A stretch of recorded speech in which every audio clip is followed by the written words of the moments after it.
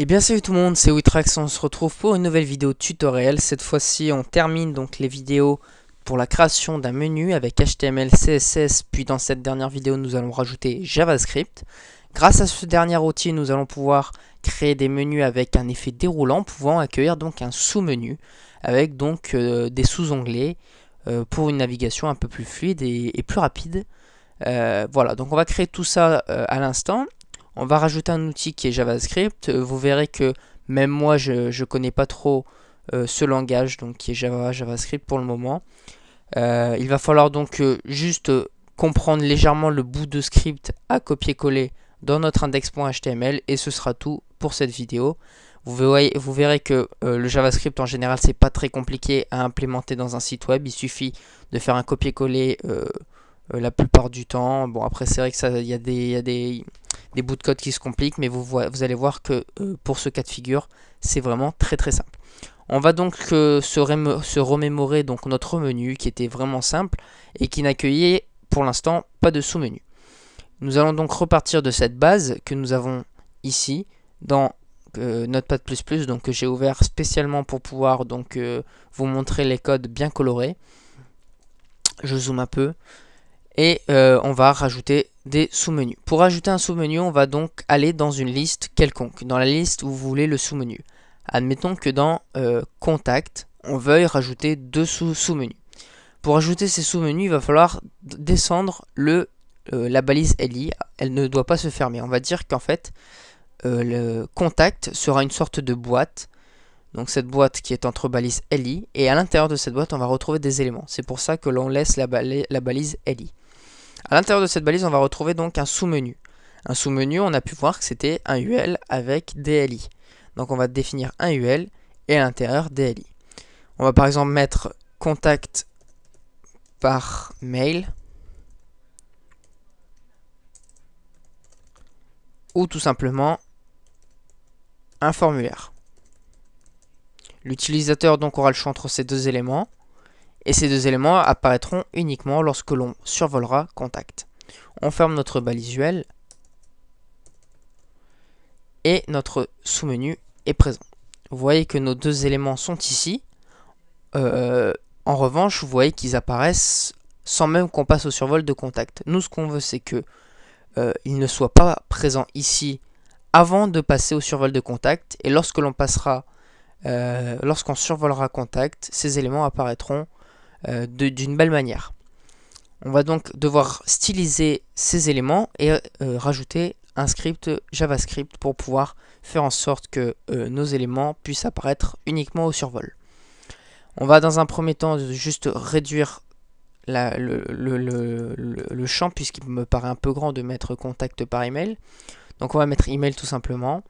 Et on va donc styliser aussi, donc on ne va pas rajouter d'autres UL. Donc après ça marche de la même manière, vous copiez-collez ça à l'intérieur d'un LI par exemple pour boutique.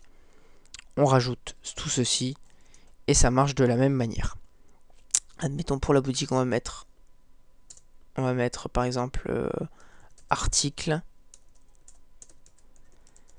et on va mettre vendre. Je dis des bêtises. Donc on a nos deux éléments, vous voyez qu'ils sont disposés d'une manière donc qui n'est pas très adaptée puisqu'ils sont présents sans même qu'on veuille les afficher. On va donc devoir rajouter ce script JavaScript qui est ici, entre balises de script et qui se copie-colle dans la balise head. Donc la balise head qui est la balise tout en haut qui englobe toutes les informations et les éléments donc à intégrer à notre site, à savoir par exemple l'intégration des feuilles de style mais aussi des scripts comme on vient de le voir. On copie-colle et on va expliquer rapidement ce que fait ce code. Ce code en fait va interpréter les éléments LI du menu comme des éléments qui vont devoir être survolés et lorsque l'on survolera ces éléments, on affichera donc les sous-menus. Ces sous-menus donc on les stylisera dans la feuille de style. Donc il ne faut pas chercher trop à le comprendre. Ici on a le nom du menu. Donc nous c'est bien menu qui est ici, vous voyez. Et LI donc qui représente les listes. Ça veut dire que lorsque l'on ira sur une liste, par exemple, lorsque l'on survolera accueil ou boutique, il va se passer une action lorsqu'il y aura des sous-menus. Mais quand il n'y en a pas, il n'y aura malheureusement pas pas d'action puisque ça va se faire au niveau de CSS. En effet, si on retourne dans CSS, on va dans notre feuille de style qui est ici, qui n'a pas d'effet. On va devoir dire que notre élément à la base, donc article, vendre, email et formulaire sont, lorsque l'on ne les survole pas, ne sont pas sur notre page. Pour faire en sorte que ces éléments ne soient pas sur notre page, donc on va devoir faire ul, li, ul. Donc ça veut dire que le sous-menu, ça veut dire sous-menu en fait, que le sous-menu de chaque liste sera invisible lorsque l'on ne passera pas dessus. Donc pour dire qu'ils seront invisibles, il va tout simplement falloir dire que la position est en absolute et que sa position est située à moins 999 EM par rapport à la gauche. Ça fait que l'élément est invisible. Donc on va fermer notre balise et voir ce que ça donne. Vous voyez que nos éléments ont disparu et qu'ils n'apparaissent même pas. Ce qu'il va falloir maintenant faire, c'est les faire réapparaître lorsque l'on survole nos éléments.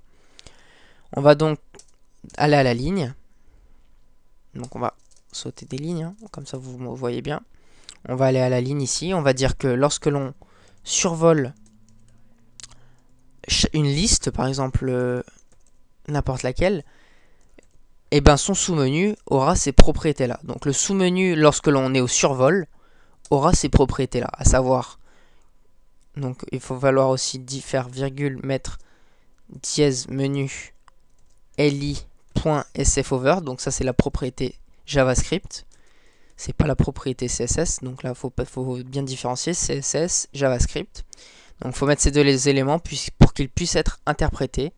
Vous écrivez ça et à l'intérieur vous mettez que la position va redevenir normale, à savoir qu'on va mettre left et que cette fois-ci elle ne sera plus à moins 999 EM mais à par exemple 0 EM.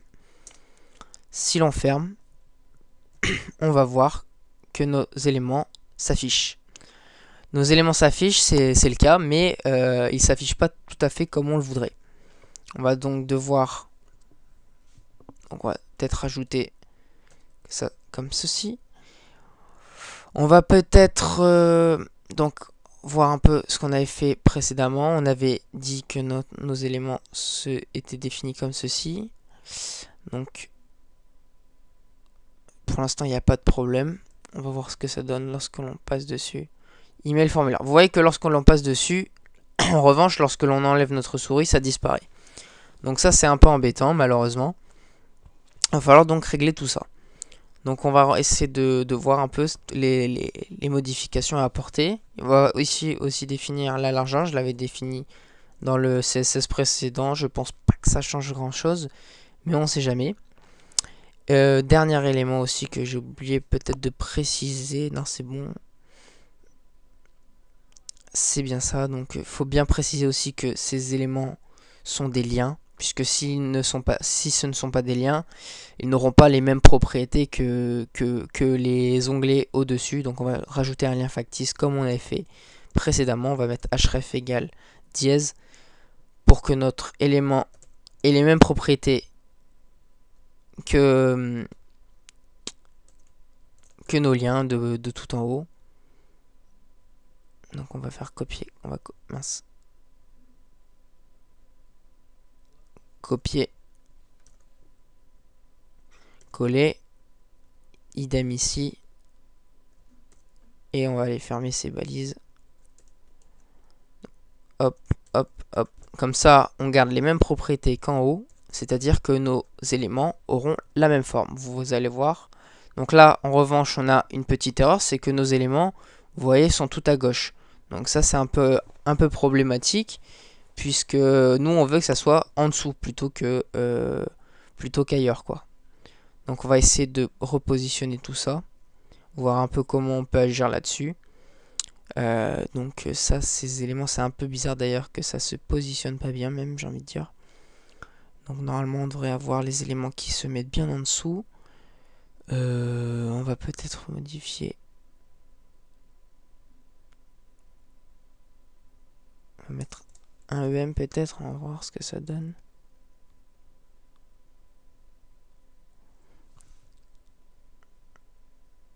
Donc c'est bizarre que les éléments ne se mettent pas bien en place. Ah bah je me suis trompé, je crois. J'ai mis non. Et non, pourtant c'est ça. Donc là le problème, je sais pas trop d'où il vient. On va aller jeter un œil à notre feuille de style de là-bas. La position est bien absolute. Je pense pas que l'espace pose problème ici.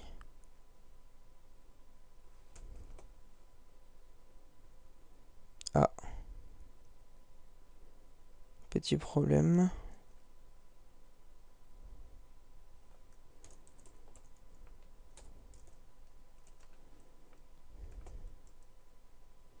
On voit que nos éléments sont là, mais qu'on peut pas trop les atteindre. Vous voyez qu'ils se mettent pas en dessous de chaque élément. Alors, à quoi est dû ce problème?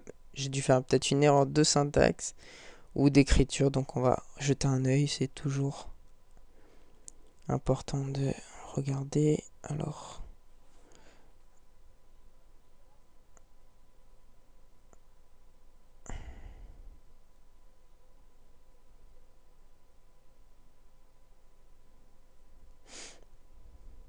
UL, le UL est bien ici.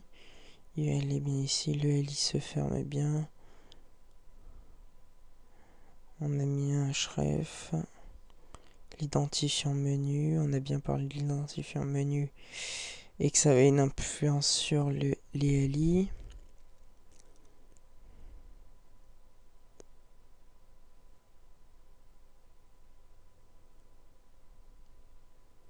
Donc comment ça se fait? Alors il va falloir peut-être au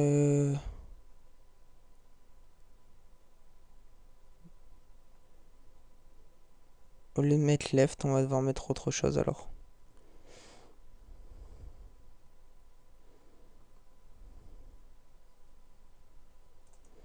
Si on met auto, qu'est-ce qui se passe? Ah ouais, si on met auto, ça marche. Vous voyez, donc si on met auto, ça se met bien. Donc en fait, c'est le fait d'avoir positionné à 0 EM de la gauche, ça a tout simplement positionné notre élément tout à gauche de notre menu, donc ça a posé problème.